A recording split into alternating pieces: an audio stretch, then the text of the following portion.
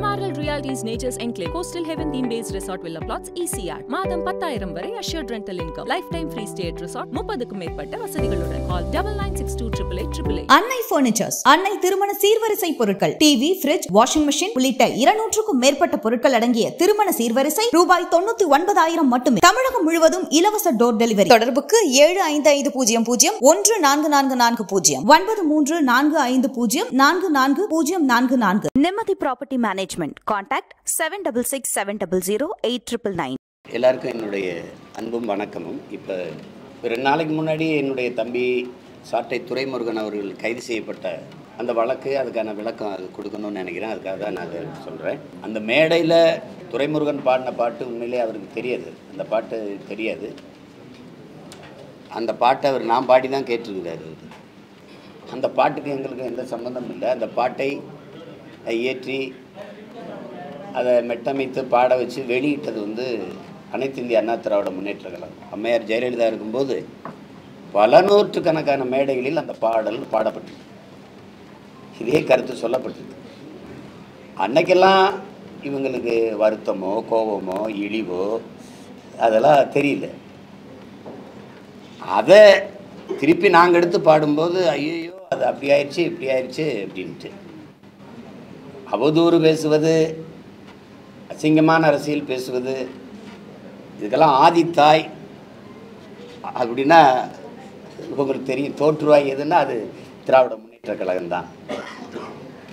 ஒவ்வொரு தலைவர்களை பற்றியும் அவர் அந்த தலைவரே மதிப்புமிக்க கலைஞர் கருணாநிதி அவர்களே பேசுனதெல்லாம் இருக்குது.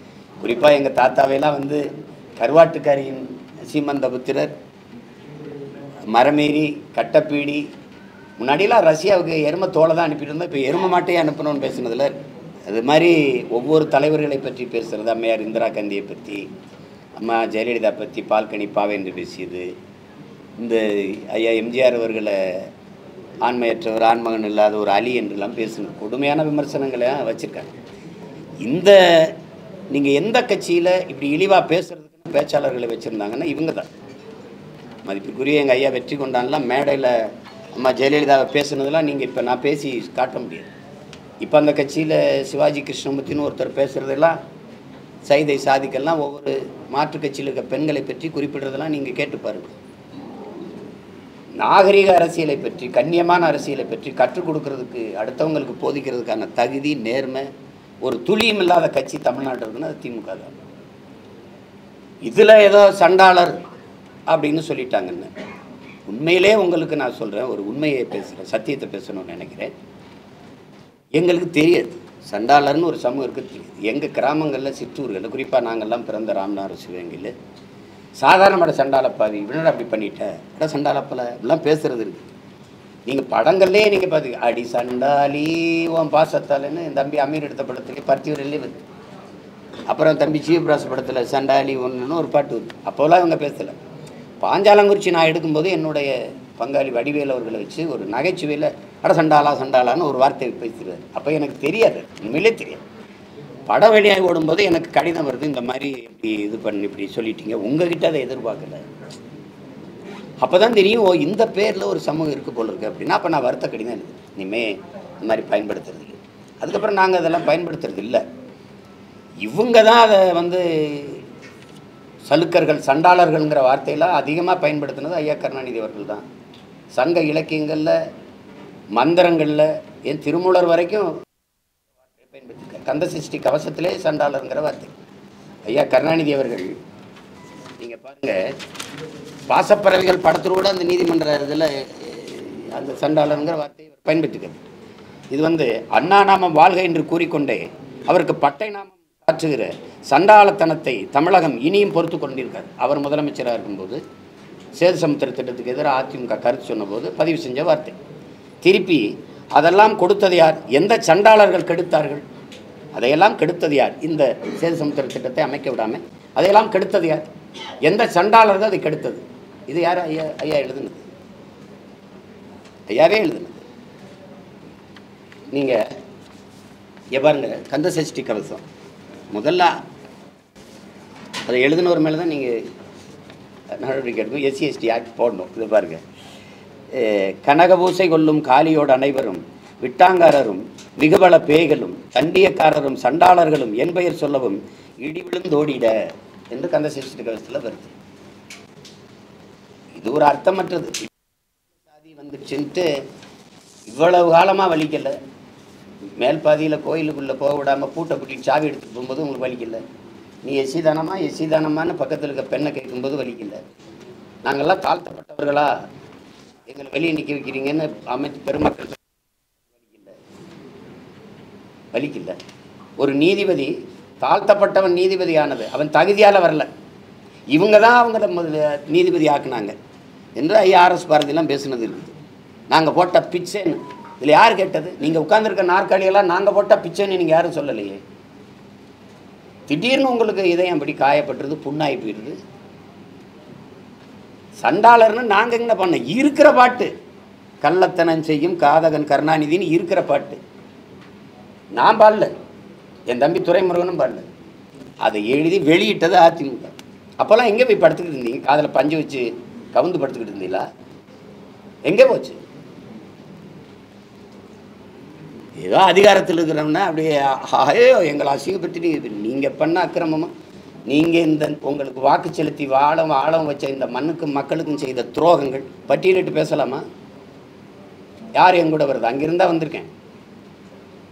நான் புதுசாக படிச்சுட்டு வர வேண்டியதில்லை, நீங்கள் கற்றுக் கொடுத்ததெல்லாம். வாங்க தர்க்கம் செய்வோம். ஒரு பொது மேடை, நீங்கள் தான் நிறையா தொலைக்காட்சி வச்சுருக்கீங்க, வாங்க. உங்கள் வாடகை வாய்கள், உங்கள் வலையொலிகள், உங்களுக்கு ஆதரவாய்ங்கிற வாய்கள்லாம் எப்படி பேசுதுன்னு ஒரு தடவை நீங்கள் கேட்குறீங்களா? மாண்புமிகு சட்ட அமைச்சர் ஐயா ரகுபதி அவர்கள் அவங்க கட்சிக்கு ஆதரவாக பேசுகிற வலையொலியாளர்கள் யூடியூபர்ஸ் அவங்க பேச்செல்லாம் கேட்குறாங்களா? அவங்க எங்களையெல்லாம் நாங்கள் பேசிட்டா அப்படியே நெஞ்செல்லாம் புண்ணாயிருது, காதில் அப்படியே ஈயத்தை காய்ச்சி ஊற்றுற மாதிரி உங்களுக்கு ஆயிடுது. எங்களை திட்டும்போது உங்களுக்கு தேன் வந்து பாயுது. எப்படி இது?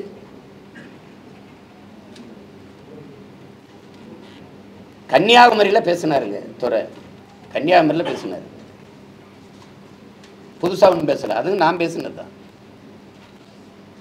நீங்கள் உங்களுக்கு ஒன்று சொல்கிறேன், முல்லை பெரியாற்று அணைக்கு கீழே பேபி அணைன்னு ஒன்று இருக்குது. அந்த அணையில் தான் நீரை தேக்கி நம்ம எடுக்கணும். அதில் மரங்கள் அடர்த்திய கொஞ்சம் இருக்கிறதுனால, கொஞ்சம் பெரிய மரங்கள் இருக்கிறதுனால நீரை அதிக அளவு அந்த மரத்தை வெட்டி கொஞ்சம் ஆழப்படுத்திட்டா அதிக அளவு நீரை தேக்கலாம்ங்கிறது இருக்கிற யதார்த்த நிலை. இந்த மரத்தை வெட்டிக்கிறவனு கேரளா அரசுக்கிட்ட அனுமதி எத்தனை ஆண்டுகளாக தமிழ்நாடு அரசு கேட்கும்னு நினைக்கிறீங்க? நீங்கள் சொல்லுங்கள். ஒரு தோராயமாக 45 ஆண்டுகளாக கேட்குது, தர மறுக்கிறாங்க. கடைசியாக ஐயா பினராயி விஜயன் தந்துட்டார். ஆனால் அது போகும்போது எதிர்த்து வழக்கு போட்டு உச்சநீதிமன்றத்தில் அதை மறுத்துடுறாங்க. ஒரு மரத்தை வெட்டக்கூடாதுங்கிறத நம்ம ஏற்கிறோம், ஆனால் மரத்தை வெட்டிட்டா நட்டு வச்சு வளர்த்துற முடியுங்கிற யதார்த்தம் இருக்குது, இயற்கை உண்மை இருக்குது. ஆனால் வெட்டிட்டா வளர்க்கவே முடியாதுங்கிற, மரத்தை வெட்ட அனுமதிக்காத கேரளா என்னுடைய மேற்கு தொடர்ச்சி மலையில் கன்னியாகுமரியில் மலையை வெட்டி அப்படியே 80 லட்சம் டன் அதானியினுடைய விளிங்க துறைமுகத்துக்கு எடுத்துகிட்டு போகுது. 80 லட்சம் டன் அவங்க சொன்னது, அவ்வளோதான் எடுக்குமா சொல்லுங்கள். மதுரை உயர்நீதிமன்றத்தில் ஒரு வழக்கு வருது. கேரளாவில் மணல் அள்ளுவதற்கும் மலையை கற்களாக நொறுக்குவதற்கும் மலையை மணலாக மாற்றுவதற்கும் தடை இருப்பதால், நல்லா இந்த வார்த்தையை கவனிச்சுக்கணும், தடை இருப்பதால் வழக்குதாரர் போடுறார். தடை இருப்பதால் தமிழ்நாட்டிலிருந்து மலையை மணலாக கற்களாக எடுத்துகிட்டு போக நீங்கள் அனுமதிக்கணும்னு நீதிமன்றத்தில் அனுமதி கேட்குது.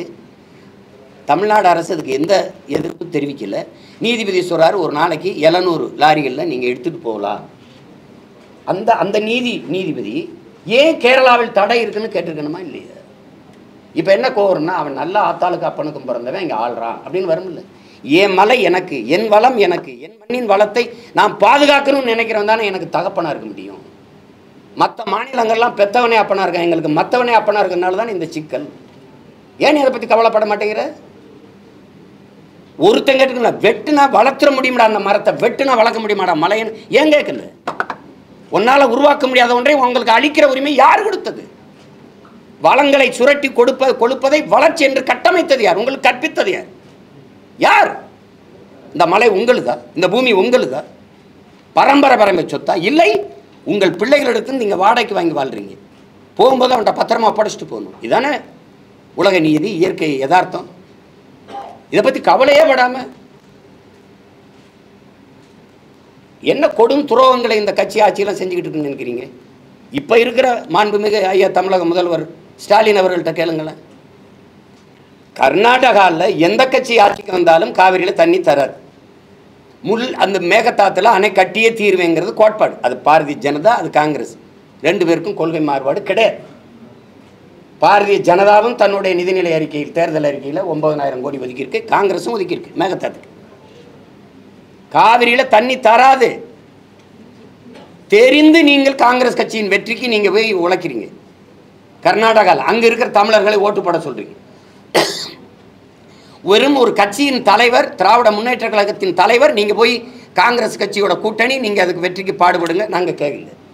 ஒரு தமிழ்நாட்டின் முதலமைச்சர் நீங்கள் எப்படி போய் உங்கள் மாநில மக்களின் உரிமையை பறிக்கிற, தடுக்கிற, இழிவாக பேசுகிற, ஒரு சொட்டு தண்ணீர் தர முடியாத தமிழர்களுக்குன்னு சொல்கிற ஒரு கட்சியை எப்படி வெல்ல வைக்கிறதுக்கு போய் தமிழர்கள் வாக்கை நீங்கள் சேகரிச்சிங்க? இப்போ அதே சீதாராமையா சிவகுமாரை முதலமைச்சர், துணை முதலமைச்சர் இங்கே வந்து, தமிழ்நாட்டில் வந்து, இங்கே வாழ்கிற கன்னடர்கள் திமுக காங்கிரஸுக்கு ஓட்டு போடுங்கன்னு பேச வச்சிருங்க பார்ப்போம். எப்படி நீங்க செஞ்சீங்க? இப்போ ஒரு டிஎம்சி கொடுக்க சொல்லுது காவிரி மேலாண்மை ஒழுங்காற்றுக்குழு, ஒரு டிஎம்சி தர முடியாதுன்னு முதலமைச்சர் சொல்றாரு. உங்க பதில்? மேகதாதி அணை கட்டியே தீர்வோம் கர்நாடகா. பதில்? எவ்வளவு பெரிய துரோகம்! எது சொல்லிட்டாருன்னு சீமான வந்து, நீ இருக்கிற பாட்டை பாடின, எத்தனையோ பாட்டை பாடுற மாதிரி இருக்கிற பாட்டை பாடினேன், அதுக்கு உருவமே இருக்கிறீங்க. உங்கள் உருவமே கர்நாடகாவில் இருச்சான், அப்படியே பிணை மாதிரி தூக்கிட்டு போனான், செருப்பு கழட்டி அடித்தான், தீ வச்சு கொளுத்துனான். நீங்கள் கண்டிக்கலை, உங்கள் கட்சி கண்டிக்கலை, உங்கள் கூட்டணி கட்சி கண்டிக்கலை. தமிழ்நாட்டில் நான் ஒரே ஒருத்தன் தான் ஏற்று பேசுனேன். எப்படா என் முதலமைச்சர் அசிங்கப்படுத்துவேன்னு? ஏன்னா எனக்கு தன்மானம் இருக்குது, சூடு சொரணை இருக்குது, இனமானம் இருக்குது. ஒன்றுமே கண்டிக்கல. இதெல்லாம் விட துரோகம் இருக்கா? கேளுங்க, நீங்கள் கேளுங்க. இத்தனை நேற்று வரைக்கும் 13 பேர் மீனவனை கைது பண்ணியிருக்கான். அதுக்கு முன்னாடி 26 பேர், எத்தனை ஆயிரம் பேர் சிங்கள சிறைக்குள்ள இருக்கான். எவ்வளவு படகுகள் பறிப்பு, எவ்வளவு வலைக்கிழிப்பு, எவ்வளவு சித்திரவதை. ஒரு பிரச்சனைக்கு தீர்வு காணதில்லை. 30 நாளில் 133 பேர் கொலை, படுகொலை. அது கடைசிக்கு 34வது பேராக தம்பி ஆரம்பிச்சிட்டாங்க. அவர் அறியப்பட்ட தலைவருங்கனால பாடக்குன்னு அந்த செய்தி வெளியில் வந்துட்டு. அதுக்கு முன்னாடி சத்த 133 பேர். நீங்களும் கேள்வி கேட்குறீங்க, சட்டம் ஒழுங்கு எப்படி இருக்குது? சட்டம் இருக்குது, அது ஒழுங்காக இருக்கா? சாராய சாவு எப்படி இருக்கும் நாடு? கொலைகாரர்கள் சாராய வியாபாரிகள்கிட்ட நீங்கள் ஆட்சி அதிகாரத்தை கொடுத்தீங்கன்னா எப்படி இருக்கும்? இந்த நசுதீன் சார்னு ஒரு நடிகர் இருக்கார், அவர் கேட்குறாரு, ஒரு பைத்தியக்காரன் நகரத்தை தீ வச்சு கொளுத்திடான், எரியுது, மக்கள் பதறி ஓடுறாங்க. பைத்தியக்காரன் நகரத்தை கொளுத்திட்டான், ஊரை கொளுத்திட்டான், அவன் கையில் தீப்பெட்டியை கொடுத்தா பைத்தியக்காரன் யாருன்ட்டு? நம்ம தான் தொடர்ச்சியாக அந்த பைத்தியக்காரங்க கையில் அதிகாரத்தை கொடுத்து என்ன சேட்டை இது? கன்னியாகுமரியில் பேசின துறை, நான் பேசினதான் அவர் மலையை வெட்டி ஏற்றுறதை நீங்கள் தடுக்கலையே. என் மணலை நீங்கள், என் மலையை மணலாக உங்களால் எப்படி பார்க்க முடியுது? என் தாயின் மாறு அறுக்கிறீங்களே, பூமி தாயின் மாறு அறுத்து கொண்டு போறீங்களே. மலையிலிருந்தானே அருவி, அருவியிலிருந்தானே ஆறு, ஆறிலிருந்தானே நீர், நீர்லேருந்தானே சோறு, சோறுலேருந்தானே வயிறு, வயிறுலேருந்தானே உயிர், உயிர்லேருந்தானே வாழ்க்கை. அப்போ நீங்கள் இப்படி பண்ணுறீங்களேன்னு கேட்டதுக்கு அங்கே வழக்கு. ஆனால் அங்கே குண்டாஸ் போடுறதை நான் தடுத்துட்டேன் பேசி. அங்கேருந்து இங்கே சென்னைக்கு வர வச்சு, இங்கே இருந்த வருணுங்கிற அந்த எஸ்பி குண்டாஸ் போட்டு உள்ளே வச்சார் 6 மாதத்துக்கு மேலே. திருப்பி இப்போ பேசுனது விக்கிரவாண்டியில் இந்த பாட்டை அவர் பாடினது. அவரே சொல்கிறாரு, இந்த பாட்டில் வழக்கு போடணுன்னு எங்கள் அண்ணன் மேலே தான் போனோம், அவர் தான் திருச்சி வானூர்தி நிலையத்தில் பாடி காட்டினாரு. நீங்கள் என் மேலே தான் போட்டிருக்கணும். நானே கேட்குறேன்னா ப்ளீஸ் டூ இட், என்னை கைது பண்ணி உள்ள வைங்கன்னு தான் சொல்கிறேன். நீங்கள் அவரை வந்து இங்கே பாடினதுக்கு இங்கே நடவடிக்கை எடுக்காமல் அவர் ஊர் கொடைக்கு போகிறார் கோயில் திருவிழாவுக்கு. அவர் தென்காசியில் குளிக்க போனவரை போய் கைது பண்ணி கூட்டிகிட்டு வந்து அவர் திருச்சியில் இருக்க வரும் எஸ்பி அங்கே வர வச்சு நடவடிக்கை எடுக்க வேண்டிய அவசியம் என்ன அவசியம்? சரி, வரும்போது ஒரு காவல்துறை கைது பண்ணால் காவல்துறை வண்டியில் தான் என்னை எத்தனை முறை ஏற்றிருக்கீங்க? காவல்துறை வண்டியில் தான் ஏற்றுவீங்க. என் சொந்த வண்டியில் வர அனுமதிப்பீங்களா? ஊடக எடுத்துக்கிற அனுமதிக்க மாட்டாங்க. வாங்க சீக்கிரம்ட்டு உங்களை மாதிரி ஊடகவியலாளர் சந்திக்க அனுமதிக்க மாட்டாங்க. நீங்கள் அப்படி இருக்கும்போது என் தம்பியுடைய சொந்த வண்டியில் இனோவா வாகனத்தில் ஏன் ஏற்றுனீங்க? ஏற்றி பின்னாடி வந்து லாரியை வச்சு ஏன் இடிக்க வச்சிங்க? இதே தான், ஒரே ஃபார்முலா, ஒரே முறை, ஒரே மெத்தட். சவுக்கு சங்கருக்கு ஒரு விபத்தை காட்டி உயிர் அச்சுறுத்தல் பண்ணுறது, இவனுக்கு பின்னாடி வந்து லாரி ஏற்றி வச்சு ஒரு அச்சுறுத்தல் பண்ணுறது. எப்படி? ஏன் உங்கள் வண்டியில் ஏற்றிட்டு எடுத்தவொடனே செல்ஃபோன் அதுக்கு? உனக்கு செல்ஃபோன் உங்கள் காசு இல்லையா? செல்ஃபோன் அதுக்கு நான் பல முறை 5 முறைக்கு மேலே சிறைக்கு போயிருக்கேன். எடுத்தவொடனே செல்ஃபோனு கழுத்தில் போட்டிருக்கு, சங்கிலி போட்டிருக்காரா, இடுப்பில் அருணா கொடி கட்டிருக்காரா, அதுக்கப்புறம் எல்லாத்தையும் அவுத்து யார் பொறுப்புன்னு குடும்பத்தில் ஒருத்தட்ட கொடுத்துட்டு தான் உள்ளே கூட்டிகிட்டு போவாங்க. நீ ஏன் செல்ஃபோன் எடுத்துகிட்டு போகிற? எதுக்கு எடுத்துகிட்டு போகிற? உன் வேலை என்ன? போன தடவை அவன்கிட்ட செல்ஃபோனை பறிச்சிங்களா, கொடுத்தீங்களா? என் பிள்ளைகளுக்கெல்லாம் பறிச்சிங்கல்ல, என்ன இறையில திருப்பி கொடுத்தீங்களா? என்னது இது? எதை பற்றி பேச அருகதை தகுதி வச்சிருக்கிறீங்க? ஒரு திறந்த வெளியில் ஒரு பொது விவாதவங்களை இத்தனை ஊடகவியாளர் கிடையாது. நான் ஒருத்தன் இல்லை, நான் கூட வேணாம், தம்பி தங்கச்சி தர்க்கம் பண்ணி வெல்லுங்களை பார்ப்போம். 3 ஆண்டுகளை நீங்கள் செஞ்ச ஒரு சாதனையை சொல்லுங்கள் பார்ப்போம். கொடுமை, ஒரே சாதனை. போன தடவை 500 கொடுத்தோம், இப்போ 2000 கொடுத்துருக்கோம் ஓட்டுக்கு. அதை விட்டா சண்டாளங்கிற வார்த்தையை என்ன நானும் துரைமுருகனும் கண்டுபிடிச்சு பேசுன மாதிரி போயிட்டு இருக்கிறீங்க. இன்னும் எத்தனை இருக்கு பாருங்க. இங்கே பாருங்க, திருமூலர் திருமந்திரம் எங்கே இருக்கு? இது எங்கள் தாத்தா நாமக்கல் கவிஞர் பாருங்க. சங்கரர் காசியில் அங்கென்ன சொன்னார், சண்டாளர் பக்தனும் தங்குரு வென்றார் என்று நாமக்கல் கவிஞர் பண்ணிருக்காரு. கம்பராமாயணம் பாருங்க. ஆதலும் யாகம் செய்யும் தலைவனாக சண்டாளர் அனைத்தலும் தகாத செயல்கள் சண்டாளர். சங்க இலக்கியம் முழுமைக்கு சண்டாளர். பழைய படங்கள் முழுக்க உரையாடல் சண்டாளர். அவ்வளோ கஷ்டமாக இருக்குன்னா நான் அந்த சமூகம் சார்ந்த மக்கள்கிட்ட நான் அன்பாக வென்றேன். சாணாரெல்லாம் நாடாரான மாதிரி, பல்லரெல்லாம் தேவேந்திரரான மாதிரி, கல்லர் மரவரெல்லாம் அகமுடையெல்லாம் தேவரான மாதிரி இப்படி மாறிடுங்களேன். அவ்வளோதானே, வேறு பேர் வச்சுருவோம். சின்ன மேளம்னு இருந்தது இசை வேளாளர்னு ஐயா கருணாநிதி அவர்கள் அவர் வந்தபோது பேர் வச்ச மாதிரி நீங்கள் சொல்லுங்கள், மாற்றிடுவோம். இல்லைன்னா நாங்கள் வந்து மாற்றிடுறோம். எதுக்கு இவ்வளோ கஷ்டம்? இதெல்லாம் யார் தீ வச்சு கொளுத்துவீங்களா? திருமந்திரத்தை இல்லை கந்த சஷ்டி கவசத்தை இல்லை ஐயா கருணாநிதி முதல்ல அவர் மேலே நடவடிக்கை எடுத்துகிட்டு எங்கள் மேலே எடுங்க. ரொம்ப பாயிறீங்க, ரொம்ப துள்ளுறீங்க. வாங்க, ஐயா கருணாநிதி அவர்கள் செய்த தமிழ் இனத்துக்கு செய்த நன்மையையும் சொல்லுங்கள், நானும் செய்கிறேன். அவர் சொன்ன இதையும் சொல்கிறேன்.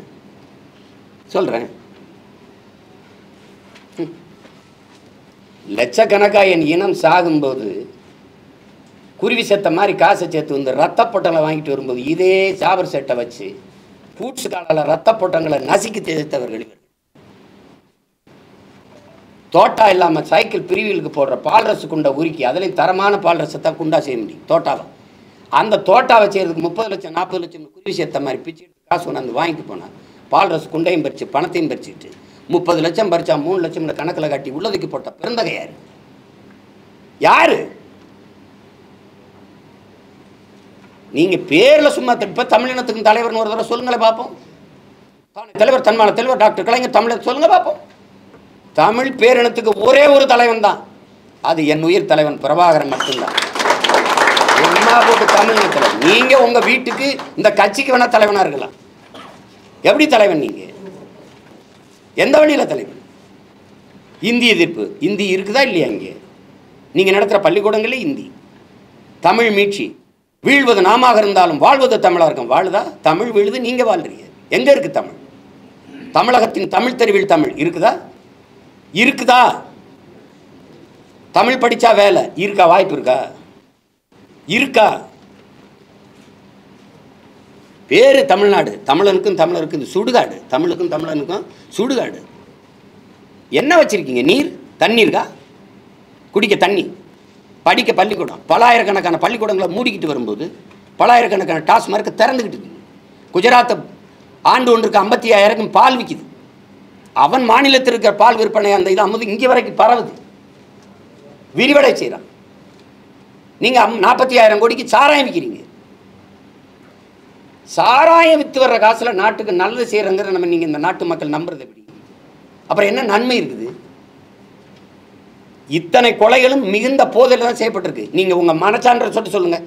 தம்பி ஆம்ஸ்டாங்க அவர் வீட்டு வாசலில் வெட்டி 6 பேரும் மது போதை இல்லாமல் அல்லது இந்த போதைப் பொருளின் ஊக்கம் இல்லாமல் வெட்டியிருக்க முடியும். நீங்கள் நம்புறீங்களா? சொல்லுங்கள், யாராவது சொல்லுங்கள், நம்புறீங்களா?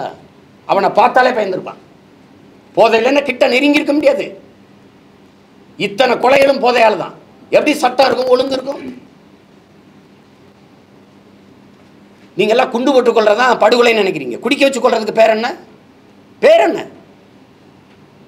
ஒரு அரசு சொல்லுது விக்கிரவாண்டி தேர்தலில் 6 பேர் சல்லக்காரஞ்சு கள்ளச்சாரம் கொடுத்து விழுந்துட்டான். ஆனால் ஆஸ்பத்திரி சேர்த்துட்டு சொல்லுது. புதுச்சேரியிலேருந்து வந்துருச்சு. நீங்கள் போயிட்டு புதுச்சேரியிலேருந்து வாங்க, எத்தனை தடவை சோதிக்கிறான் வண்டியை நிறுத்தின்னு. அத்தனை சோதிச்சு அங்கேருந்து மதுப்பாட்டில் இங்கே வரக்கூடாது தடுக்கிறவன் சாராயப்பட்டத்தை அப்படி உள்ள விட்டான். யாருக்கு தெரியாமல் வந்துருச்சா? வெக்கமா தோத்து போச்சு அரசு. என்னமோ ஒன்று நாங்கள் அப்படியாக இப்படியாக அப்படி செய்யும் தான் தெரியும். புதுசாக என்ன ஜெயிலுக்கு போகிறேன்னா, சும்மா இருந்த பையனை உங்கள் அப்பா ஜெயிலில் போட்டு தமிழ்நாட்டுக்கு என்னை அடையாளம் கட்டி விட்டார். இன்னொரு தடவை நீங்கள் என்ன போடுங்க, எனக்கு ஒன்றும் இல்லை, ஒரு வேலையும் இல்லை.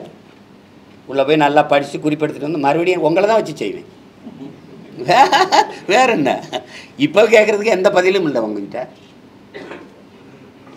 ஆவின் பால் விற்பாங்க. எங்கன்னு கேட்டால் பதில் சொல்லுங்க முதலமைச்சர். மாட்டு பால் விற்கிறீங்களா? மாடுங்க மாடுங்க மாடுங்க.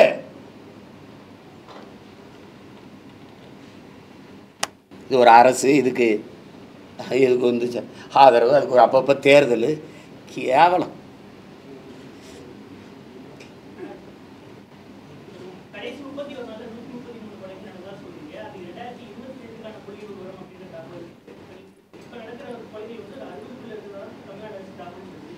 அறுபது பேர் உயிர் இல்லையா? இதா அப்போ 60 பேர் நீங்கள் சொல்கிறீங்க.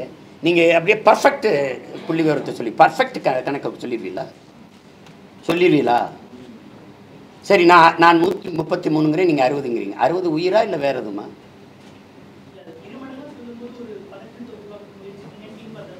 60 பேர் சாகும்போது ஒருத்தன் சாகும்போது தடுக்காமல் 60 பேர் சாகிற வரைக்கும் என்ன பண்ணிட்டு இருந்தீங்க? பல்லாங்குழி விளையாடிட்டு இருந்தீங்களா? இல்லை கபடி விளையாடிட்டு இருந்தீங்களா? இல்லை கைப்பந்து விளையாடிட்டு இருந்தீங்க? என்ன பண்ணிட்டு இருந்தீங்க சொல்லுங்கள். 60 பேர் தாங்க செத்துருக்கான். அப்படியே அதில் ஒருத்தன் உங்கள் வீட்டிலேருந்து செத்தா ஓகேவா? எப்படி தம்பி? ஆம்ஸ்டாங்க 3 முறை எச்சரித்தான் உங்களுக்கு உயிருக்கு அச்சுறுத்தல் இருக்குன்னு சொல்கிறீங்க. என்னை கூட தான் என் கட்சிக்காரங்க பூரா சொல்கிறாங்க, வெளிநாடு இருக்கிற உறவினராக சொல்கிறாங்க, பாதுகாப்பாக இருங்க, உடல்நலத்தை கவனிங்க, கொஞ்சம் பாதுகாப்பாக இருங்க, அண்ணன் பாதுகாப்பை பலப்படுத்துங்க. இது எச்சரிக்கை. காவல்துறை வந்து உங்கள் உயிருக்கு அச்சுறுத்தல் இருக்குது, எச்சரிக்கையாக இருங்கன்னா நீங்கள் எதுவும் சொல்லக்கூடாது. நீங்கள் பாதுகாப்பு கொடுக்கணும். அதுக்கு தான் காவல்துறைன்னு பேர். காவல் காக்கிறவரை நீங்களே உங்களை பாதுகாத்துக்கிறீங்கன்னா அப்புறம் இதுக்கு போலீஸு.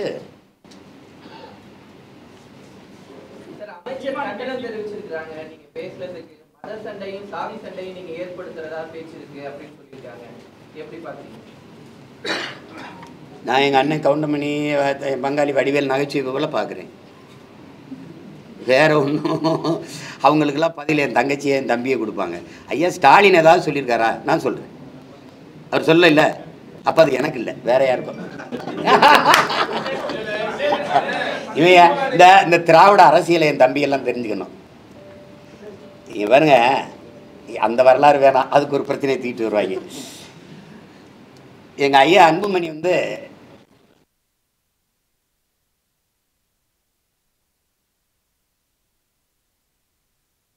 அன்புமணிக்கு பதில் அவர் தான் சொன்னார். ஆனால் ஐயா எம்ஆர்கே பன்னீர்செல்வம் சொல்லுவார். ஐயா விஜயகாந்த் வந்து ஐயா கருணாநிதிக்கு ஏதாவது கேள்வி எழுப்புனா அவர் தானே சொல்லணும். உங்களுக்கு கேள்வி வச்சா நீங்கள் தானே பதில் எழுதணும். வேற ஆள் உங்களுக்கு பதில் எழுதுனா மால் ப்ராக்டிஸ் ஆயிரும். ஆனால் ஆற்காடு வீராசாமி ஐயா தான் சொல்லுவார். எங்கள் அண்ணன் திருமாவளவன் ஏதாவது திமுக ஏதாவது கேள்வி கேட்டால் அந்த கட்சியில் இருக்கிற ஒருத்தர் இல்லாமல் காங்கிரஸில் இருக்க அம்மா யசோதாவை வச்சு பேச விடுவாங்க. அது மாதிரி இத்தனை பேர் இருக்கும்போது நான் கேட்டது உங்ககிட்ட, பேசுனது உங்க அப்பாவை பத்தி.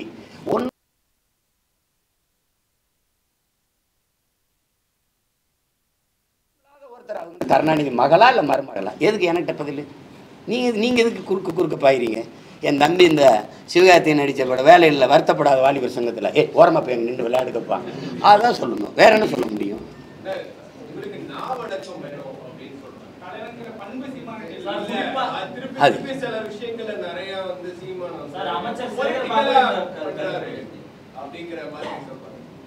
அவங்க கருத்தை மதிக்கிறேன்.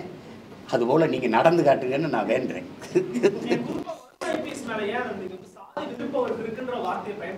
அதை நான் வந்து பார்க்குறேன் சொல்றேன். அவரை மறுக்க சொல்லுங்க, பார்க்குறேன் சொல்றேன்.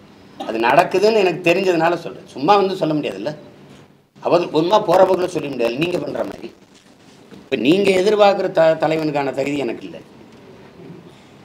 நீங்கள் சொல்கிற உங்கள் அப்பாவை கலைஞரின் முரட்டு பக்தர் நாங்கள். இது ஒரு பெரிய திருட்டு கூட்டம், அதுக்கு சின்ன கூட்டம். நீங்கள் எதிர்பார்க்குற தலைமை எனக்கு எப்படி இருக்கும்? கருணாநிதியும் பிரபாகரன் ஒன்றா? தான் செத்தாலும் சரி தன் இனம் வாழணும்னு நின்னவங்க, பெத்த பிள்ளைகளுக்கெல்லாம் பதவி கேட்டு நின்ன நீங்கள் எங்கே? பெத்த பிள்ளைகளையெல்லாம் தன் இனத்தின் விடுதலைக்கு சாக கொடுத்த என் தலைமை எங்கே? அப்போ நான் எப்படி நீங்கள் எதிர்பார்க்குற தலைவனா நான் எப்படி இருக்க முடியும்? நீங்கள் எதிர்பார்க்குற தலைமை பண்பு என்கிட்ட இல்லைன்னா நான் உண்மையிலே பெருமைப்படுகிறேன், நான் சிறந்த தலைவனாக இருக்கிறேன்னு தான் அர்த்தம். அதனால் ரொம்ப நன்றி. வேறு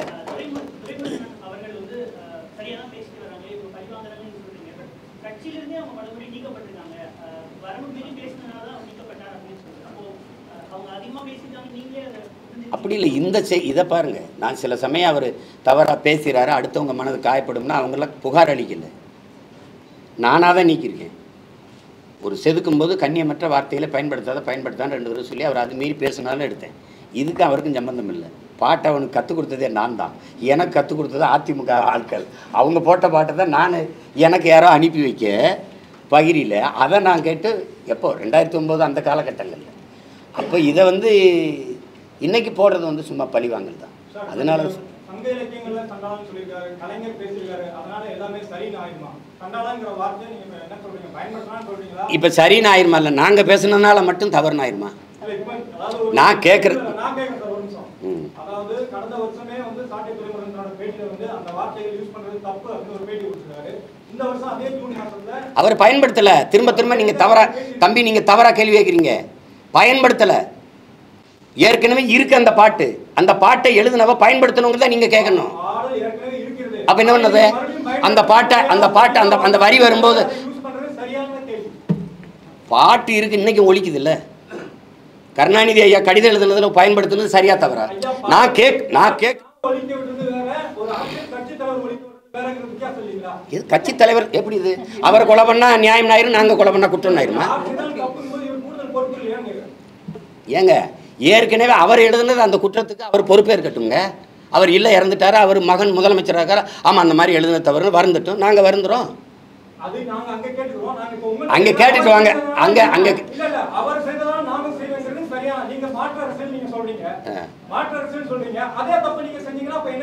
அவர் அந்த தப்பு செஞ்சது நீங்க இதுவரை கேட்கவே இல்லையே. நாங்க பேசினால தானே நீங்க நாங்க அதை அப்புறம் முதல்ல கேட்டுட்டு வாங்க.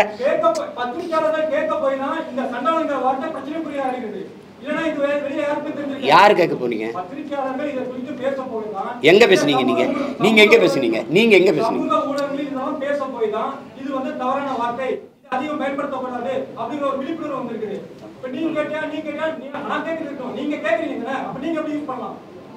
ஏங்க, நீங்க என்னங்க இவ்வளவு காலமா இருக்குது, அவர்கிட்ட கேட்காம நீ எப்படி பண்ணலாம்? யாரு தவறு செஞ்சாலும் பிரச்சனை இல்லை, நாங்க பேசினா தப்பாயிட்டா உங்களுக்கு? நீங்க எல்லாம் ஏன் பயன்படுத்தினீங்க நான் கேட்கிறேன். இப்ப நாங்க இருங்க, கொஞ்சம் இருங்க. எங்க தப்புன்னு தெரியும். நாங்க அந்த மாதிரி நீங்க இது பேசுறது ரொம்ப இதா இருக்கு. நீங்க அந்த பாடலை ஒருத்தர் திரும்பி ஒரு தடவை பாடுறாரு, அது எப்படி நீங்க பயன்படுத்தலாம்னா எப்படி?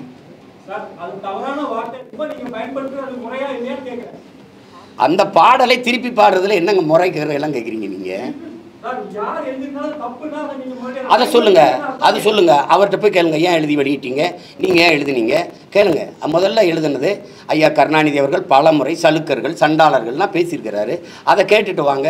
நீங்க அப்புறம் கேட்குறீங்க, இப்ப கேளுங்க, அப்புறம் மறுபடியும் என்கிட்ட கேளுங்க. வேற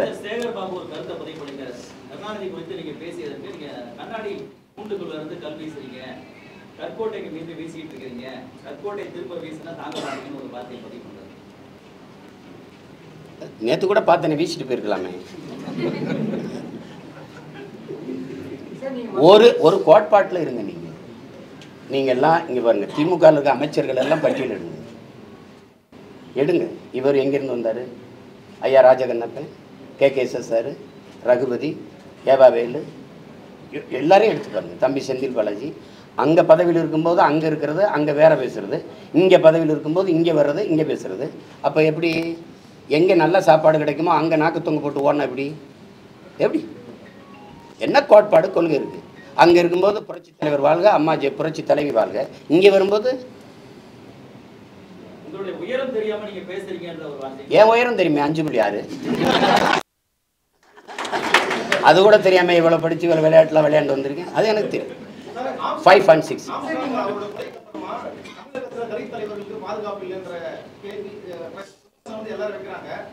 டிசிகா தலைவர் திருமாவளவன் அவர்கள் இந்த கேள்வி கேட்கும்போது தமிழகத்துல சாதி பெருமை குடிப்பெருமை பேசுற கட்சி உங்க கட்சி பேர் நாமக்கல் கட்சி செய்யறது இந்த பிரச்சாரமே இதுக்கு எதிராக தான் நிற்கும். தனிப்பட்ட ஒரு அரசு விமர்சனம் சொல்லி பிரயோஜனம் இல்லை. எல்லா கட்சிகளும் இந்த பொறுப்பு இருக்கு. ஆனா பொறுப்பற்ற தரமா செயல்படுறாங்க அப்படின்னு பொறுப்போட இயங்குற கட்சியோட தான் எங்க அண்ணன் இருக்காரா?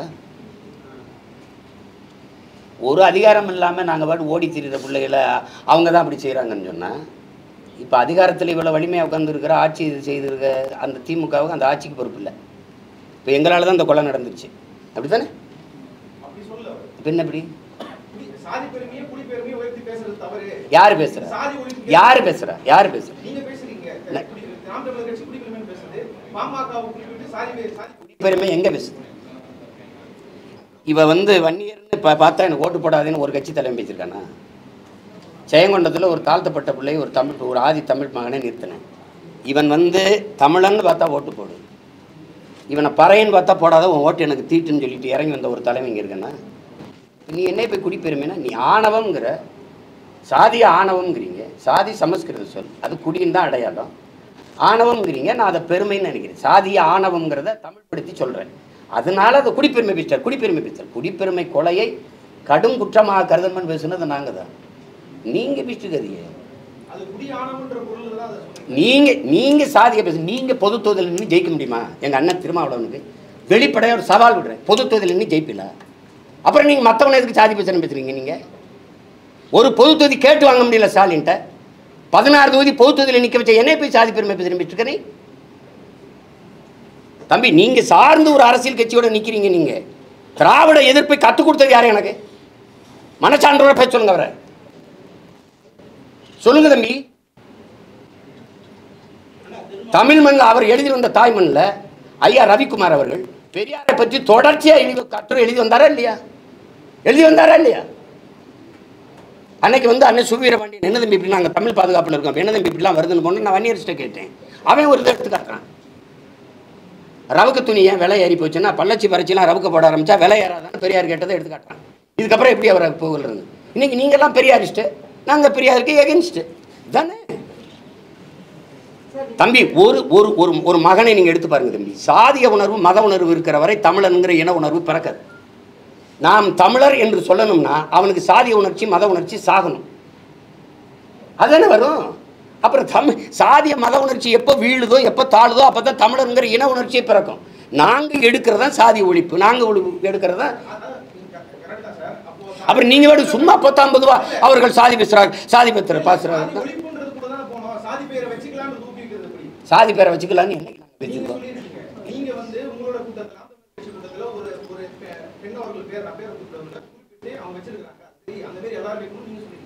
எல்லாரும் வைக்கணும் பேசுகிறேன். எல்லாரும் வைக்கணும்னு சொன்ன நீங்கள் எடுத்துக்காட்டுங்க. இங்கே வாங்க தம்பி. ஒன்றும் இல்லை, ரோஷினி நாடாருன்னு போட்டிருக்கான். அவள் போட்டவன் என்ன சொல்கிறா, நீங்கள் ஏன் போட்டிருக்கீன்னு கேட்டதுக்கு அவங்க அப்பா வந்து பணம் ஏறல, ஆனால் அவங்க பரம்பரை ஏறிச்சு. அவள் சொல்கிறா என்னுடைய வேர் எங்கே இருக்குன்னு எனக்கு தெரியணுங்கிறதுக்காக நான் வச்சுருக்கேன்ட்டு. அதை தான் பண்ண நீங்கள் எல்லாரும் போட்டுக்கணும்னு சொல்லி அப்படியே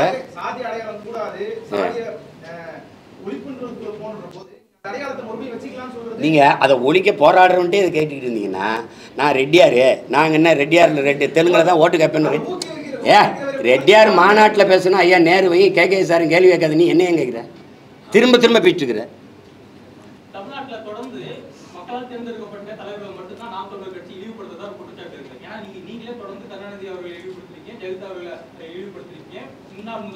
ஜெகத் யாரு? ஜெகத் யாரு?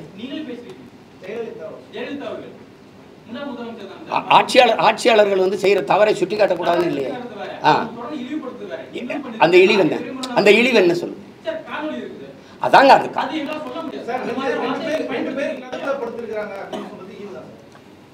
ஆமா, நீங்க திராவிடம் பேசுனீங்க, பார்ப்பனருக்கு எதிரான திராவிடம். நீங்க 2 திராவிட தலைவருக்கு இடையில ஒரு பெண்ணை படிச்சிருக்கீல்ல, பதிச்சிருக்கீல்ல. படுத்திருக்கிறது தவறாங்க? படுத்திருக்கிறாருன்னு அப்ப நீங்க படுத்தீங்கன்னா அப்படி சொல்லுவாங்க. அவர் சாஞ்சு இருக்கிறார், அப்படியே சாஷ்டாங்கமா விழுந்திருக்கிறார் அப்படி சொல்லுவாங்க. ஏதாவது தவறுன்னு ஒரு பட்டியல் போட்டு வெளியிட்டுங்களேன், நான் அதெல்லாம் தவறு அப்படின்னு படிச்சுட்டு பேசுறேன். படுத்திருக்கிறதுன்னு தாங்க சொல்லணும். கடற்கரையில் 8 ஏக்கர் எடுத்து புதைச்சது உனக்கு வழியே தெரில. ஒரு கடற்கரை தமிழின மக்களின் பொது சொத்து புதகுலி ஆக்குனது உனக்கு கோவம் இல்லை. என்னது இது என்ன விமர்சனம்? ஒரு மனுஷன் படுத்திருக்காருன்னு சொல்ல முடியும் தம்பி. இதில் என்ன விமர்சனம்? உனக்கு என்ன பிரச்சனை? சரி, இனிமேல் என்னன்னா படுத்திருக்கல, அப்படியே சாஷ்டாங்கமாக விழுந்து கிடக்குறாங்கன்னு வேணா சொல்கிறேன், மாற்றிக்கிறேன். சார், தற்போது நீங்க குறிப்பிட்டீங்க சங்க இலக்கியங்களை காட்டியிருக்கிறாங்க, நாங்க இந்த பாடலை எழுதல, அதெல்லாம் சொல்றீங்க. இப்போ திரும்பவும் அதே பாடல் நீங்க பொதுவெளியில பாடுவீங்களா, இல்ல இதுக்கப்புறம் நிறுத்திக் கொள்ளப்படுமா? பாடுவேன். நிறைய பேர் நீ கூட போனேன், ஒரு தடவை பாடி காட்டிட்டு போனார், பாடிட்டு தான் இருந்தேன். இதன் பிறகு அவங்க ஒரு குற்றச்சாட்டு வச்சிருக்காங்க. உங்க குற்றச்சாட்டு குப்பையில போடுங்க தம்பி. குற்றச்சாட்டு என் மேல சொல்றதுக்கு நேர்மையின் தகுதியை வச்சுக்கிட்டு வா பேசு. தொடர்ந்து உங்க கட்சியுடைய ஓட்டு வந்திருக்காங்க. இதை பத்தி உங்களுடைய கருத்து, நீங்க எதிர்பார்த்த வாக்குகள் வந்திருக்கா? அது இடைத்தேர்தலில் நாங்கள் உங்களுக்கு தெரியும், ஒரு அதிமுகவில் அதில் என்ன நடக்கும்னு தெரிஞ்சுதான் அது பின்னடைஞ்சிருச்சு.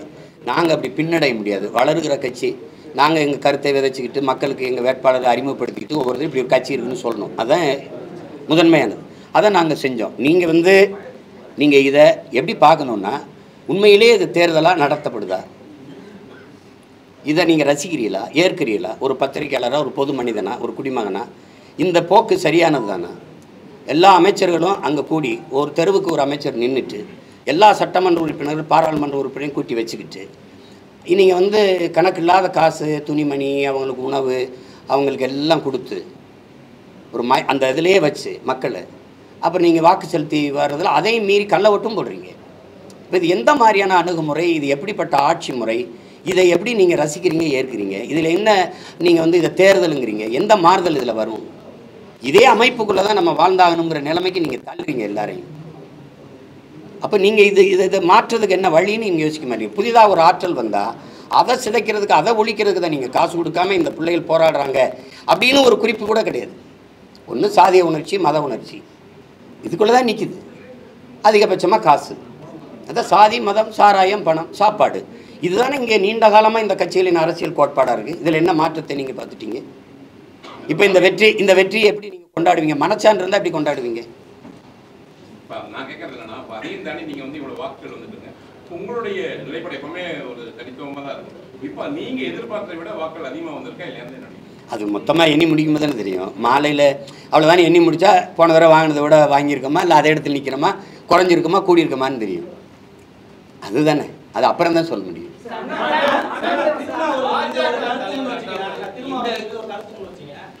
திருமாவளவன் என்ன சொல்றாரு அப்படின்னா, நான் திமுக கூட நிக்கிறதுக்கு காரணம், எனக்கு எதிரியா நான் ஆர்எஸ்எஸ் பிஜேபி தான் பாக்குறேன். அவங்களுக்காக தான் நான் எனக்கும் காங்கிரஸ் கூட ஒரு கருத்து வேறுபாடு இருக்கு, எனக்கும் அதிமுக கூட ஒரு கருத்து வேறுபாடு இருக்கு, எனக்கும் திமுக கூடயும் ஒரு கருத்து வேறுபாடு இருக்கு. இதனால என்னோட பெரிய எதிரியா நான் ஆர்எஸ்எஸ் பாக்குறேன். அவங்கள எதிர்த்து போராடுறதுக்கு எனக்கு சில தகுதிகள் தேவைப்படுது, தனக்கு பலம் ஒன்று தேவைப்படுது அப்படின்றதான் சொல்றாரு. இதனாலதான் திமுக கூட இருக்கிறத சொல்றாரு. அதை நான் ஒன்றும் சொல்லையே, அதை நீங்க அப்ப குறிப்பிட்டு சொல்லியிருந்தீங்க. அதனால் ஒன்றும் சொல்ல, அவர் முடிவு பண்ணிட்டாரு, இங்கே தான் நம்ம இருக்க முடியும்னா அதை ஒன்றும் சொல்லணும். ஆனால் திமுக, ஆர்எஸ்எஸ், பிஜேபி எதுக்குதாங்கிறது முதல்ல யோசிக்கணும்ல. எதுக்குதான்னு பார்க்கணும். முரண்பாடுகள் இப்போ பாமக ஒரு கொள்கை சொல்லுது, உயிர் கொள்கை சமூக நீதிங்குது. அதுக்கு நேர எதிர் பாஜகவோட கூட்டணி வைக்கும்போது உயிர் கொள்கை செத்து போகுது. அப்போ எந்த கோட்பாடு? எல்லாருமே என்கிட்ட சொல்கிறது, இப்போ நீ சொல்கிறது சரிதான் சீமான், தனிச்சு நிற்கணும், இப்படி நிற்கணும்னா நான் கட்சியை காப்பாற்றணுங்கிறாங்க. நம்ம கேள்வி அடுத்து என்ன வருது? கட்சியை காப்பாற்றுறதே லட்சியம் ஆகிட்டா இப்போ எந்த லட்சியத்தை காப்பாற்ற நம்ம கட்சி ஆரம்பித்தோங்கிற கேள்வி வந்துடுது. அப்போ முரண்பாடு இருந்தாலும் நாங்கள் உடன்படுறோம்னா எந்தெந்த முரண்பாடு?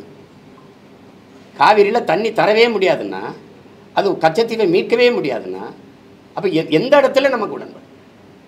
நீங்கள் சொல்லுங்கள், எந்த இடத்துல? நீங்கள் என் தம்பி பாலச்சந்திரனை விடுங்க, இத்தனை எல்லா படுகொலையும் விடுங்க.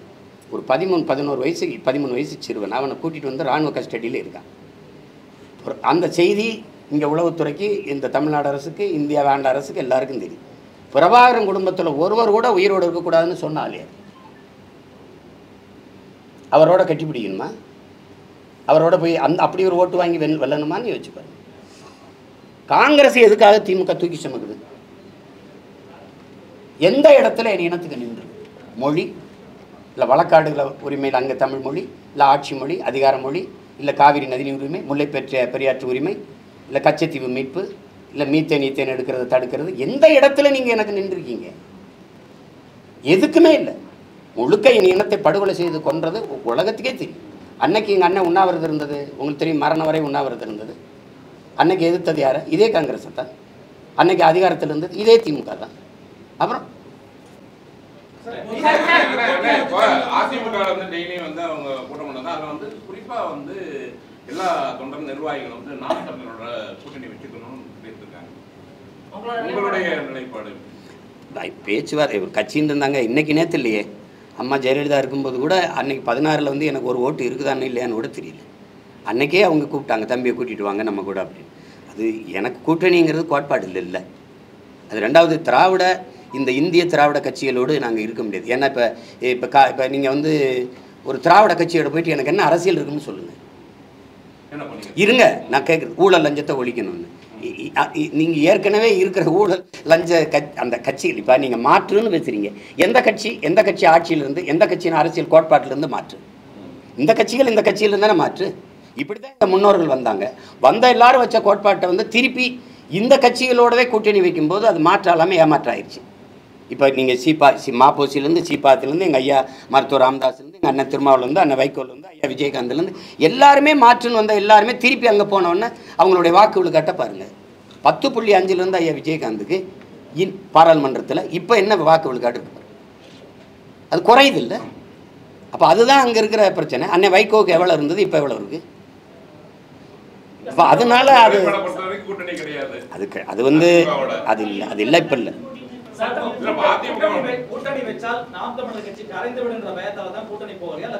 இல்லை, நோக்கம் இருக்குது. இப்போ எனக்கு வந்து தம்பி உங்களுக்கு என்ன சொல்லணும், எனக்கு ஒரு கனவு இருக்குது. என் நாடு எப்படி இருக்கணும்?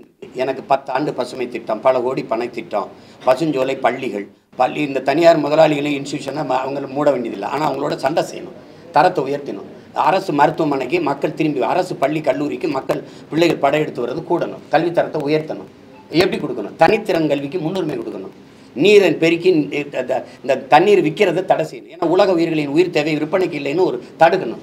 இந்த நெகிழி, பாலித்தீன், இந்த பிளாஸ்டிக் குப்பைகளை தடுக்கணும். ஏன்னா எங்கே பார்த்தாலும் என் நாடு வந்து மகாகவிதையில் கவிப்பேரசு வைரமுத்து எழுதுனது பாருங்கள். நீங்கள் இந்திய நிலப்பரப்பு எவ்வளோ பெருசு இதோ அதளவுக்கு கடலுக்குள்ளே இந்த பிளாஸ்டிக் நெகிழி குப்பை இருக்குங்கிற ஒரு திமிங்கல கரை ஒதுங்கிச்சு செத்துன்னு வைத்தறுத்தா 40 கிலோ இடையில பிளாஸ்டிக் கழிவுகள் இருக்குது. இப்போ மீனின் எண்ணிக்கை விட பிளாஸ்டிக்கின் எண்ணிக்கை கூடிக்கொண்டு போகுதுங்கும் போது நம்ம விழித்து கொள்ளணும். அதை நோக்கி பேசினா உங்களுக்கு வேடிக்கையாக இருக்கும். நீங்கள் சாராய பொருளாதாரத்தை விடு, மாற்று பொருளாதார பெருக்கத்துக்கு வா, வேளாண்மை முன்னிறுத்தி தற்சார்பு பசுமை பொருளாதாரத்துக்கு போவோம், நிலமும் வளமும் சார்ந்த தொழிற்சாலையை உருவாக்குவோம். பனை அதிகமாக இருக்கா, அது சார்ந்த தொழிற்சாலை. தென்னை அதிகமாக இருக்கா, அதுதான் இந்த தொழிற்சாலை. கரும்பு அதிகமாக இருக்கா, அதுதான் இந்த தொழிற்சாலை. அங்கே படித்தவன் படிக்காதவன் எல்லாம் அவன் வாழ்விடத்தில் வேலை கொடுப்போம். கிரேட் ஆசிரியரை நகர்ப்புறத்தில் பணியமத்துல, கிரேட் ஆசிரியர் தான் சிற்றூருக்கு அனுப்புகிற. அப்போ கிராமங்கள் காலியாகுது. இங்கே கல்வி, வேலைவாய்ப்பு, மருத்துவம் எல்லாம் இங்கே தான் இருக்கணும்னா கிராமங்கள் காலியாகி நகரங்கள் பிதுங்கி வழியுது. இது பேராபத்தானது. ஏன்னா நகரத்தில் இருக்கவனுக்கு உணவு தேவை, பால், முட்டை, அரிசி, பருப்புலாம் அங்கேருந்தான் வரணும். அவன் காலி ஆகிட்டானா இது. அப்போ அவன் வாழ்விடத்தில் நகர்த்தணும். சிற்றூர்களின் பொருளாதாரத்தை சமவீதத்தில் வளர்த்தெடுக்காமல் ஒரு நாட்டின் வளர்ச்சி பொருளாதாரத்தை சமவீதத்தில் வளர்த்தெடுக்க முடியாது. இங்கே ஸ்மார்ட் சிட்டி இருக்குது, ஸ்மார்ட் வில்லேஜ் கிடையாது. அப்போ கிராமங்கள் காலியாகி நகரங்கள் பிதுங்கி வழியுது. நகர்ப்புறங்களில் மக்கள் இங்கே வந்து இங்கேயே 2.5 கோடி இருக்கான். அப்போ வீட்டு வாடகை கூடுது, மின் கட்டணம், மின்சாரம் அதிகம் தேவைப்படுது, தண்ணீர் தேவை அதிகப்படுது, போக்குவரத்து நெரிசலாகுது. ஒரு உயிர் காக்கும் ஊர்தி ஆம்புலன்ஸ் அவசர ஒரு தூக்கிட்டு கூட குறித்த நேரத்தில் கொண்டு இங்கே சேர்க்க முடியல, அவ்வளோ நெருக்கடி. இப்போ வேணும்னு 10 வருஷம் கழிச்சு கற்பனை செஞ்சு பார்த்தீங்கன்னா பயமாக இருக்குது. கழிவுநீர், மழை நீரே வழிந்து ஓட இங்கே காவா இல்லை. கழிவு நீரும் மழை நீரும் ஒன்றா கலந்து ஓடி சைதாப்பேட்டில் ஒரு 11 வருஷம் பையன் இறந்து போகிறான். இப்போ இதில் எல்லாத்துலேயுமே மாற்றத்தை கொண்டு வரணும். எனக்கு ஒரு கனவு இருக்குது, இப்படி செய்யணும், இப்படி மருத்துவத்தை தரம் இப்படி உயர்த்தணும்னு. இது யாரோடு சேர்ந்து உயர்த்துறது? அதனால் அந்த கூட்டணிங்கிறதுல நமக்கு இது பிரச்சனை. அது தனித்துவத்தை இழந்துருவோங்கிறனால தான் என் கருத்தை இதையாக ஏற்றுக்கொண்டு ஒரு கட்சி வருதுன்னு வச்சுக்கிறோங்க. இல்லை, அண்ணன் சொல்கிறது சரிதான், இந்த மாதிரி கொண்டு வரலாம், நம்ம வேளாண்மை முன்னிறுத்தி. ஏன்னா நீங்கள் இன்னும் 10 ஆண்டு கழித்து திரும்பி பார்த்தீங்கன்னா தங்க வத்தவன், வைரம் வத்தவன், இந்த பெட்ரோல் டீசல் வச்சுருக்கவன்லாம் பணக்காரனாக இருக்க மாட்டான். எவன்கிட்ட நீர் சோறு அதிகமாக இருக்கோ அவன் தான் உலக பணக்காரனாக இருப்பான். இப்போ நீங்கள் பார்க்குறீங்க, என் நாடு 150 கோடி மக்கள், 100 கோடி மக்களுக்கு செல்ஃபோன் கொடுக்க, கார் கொடுக்க, இந்த ஏசி, ஃப்ரிட்ஜு, டிவி எல்லாம் கொடுக்க திட்டம் வச்சுருக்கேன். ஆனால் நீரும் சோறும் கொடுக்க திட்டம் இருக்கானா? இல்லை, ஒன்றுமே இல்லை. நீ இதில் எதுவும் இல்லாமல் வாழ்ந்துட முடியும். ஏன் சாராயம் இல்லாமல் கூட வாழலாம், சிகரெட் இல்லாமல் வாழலாம், போதைப் பொருட்கள் இல்லாமல் வாழலாம், கொக்கைன்னு அபின்னு கஞ்சா இந்த இதெல்லாம் இல்லாமல் நீ வாழ்ந்துடலாம். நீரும் சோறு இல்லாமல் வாழ முடியாது. இது எல்லாத்தையும் விற்ற முதலாளி பணக்காரனாக இருக்கான். சிகரெட்டு விற்றவன், பான்பராக்கு விற்றவன், கஞ்சா விற்றவன், இந்த சாராயம் விற்றவன்லாம் பணக்காரனாக இருக்கான். ஆனால் சோறு போடுற விவசாயி ஏழையாக இருக்கான், வாழ முடியல, தற்கொலை பண்ணுறான். இந்த நிலையை மாற்றணும்னு நினைக்கிறோம். அதுக்கு எங்களோட ஒத்து போகிறவங்களோட தான் நம்ம அணி சேர முடியுமே. அதுக்கு இப்போ தம்பி, இப்போ என் தம்பி இன்னும் கட்சியே ஆரம்பிக்கல. அவர் ஆரம்பித்து அவர் கருத்தியல் கோட்பாட்டை முன் வச்சு பயணிக்கும் போது தான் ஒத்த கருத்து இருக்கா இல்லையானா இப்போ ஆய்வு செய்யணும். இன்னும் வந்து 18 மாதங்கள் இருக்குது. 18 மாதங்கள் இருக்குது. குறைஞ்சது ஒரு 12 மாதத்தை விட்டுருங்க, அதுக்கப்புறம் பேசுவோம்.